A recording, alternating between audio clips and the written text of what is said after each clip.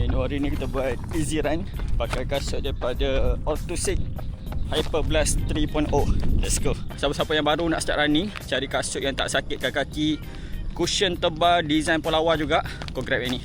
Dia punya cushion dia, state height dia betul-betul tinggi tau. Drop dia lebih kurang 7mm. Bila korang berlari tu memang sedap gila. Dia sekali kau pandang, dia nampak macam kasut max cushion. Timbang berat dia, kau tengok berat dia dalam 230 gram je.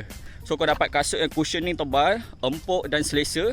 Dan kau dapat kasut yang betul-betul ringan. Untuk bahagian cushion, bahagian midsole dia pakai cumulus form, sejenis cushion yang fokus kepada keselesaan. Ada bouncing tapi tak bouncing sangat, lebih kurang 20% je. Yang mana nak berlari untuk 3km, 5km, nak buat easy run memang sangat selesa. Nak buat long run, waktu weekend pun selesa juga. Kalau kau tengok dekat bahagian apa dia pakai engineered mesh yang lasak, tahan lama dan sangat-sangat breathable. Untuk bahagian tapak, kau dapat tapak yang grip dan durable. Dia pakai AR60. Yang ni betul-betul grip. Bila kau berlari waktu hujan ke, lepas hujan ke, memang tak ada masalah. Yang mana berminat nak try kasut Hyperblast 3.0 ni, kau tengok dekat bawah. Harga memang murah berbaloi-baloi. Kau nak check sekarang. Assalamualaikum.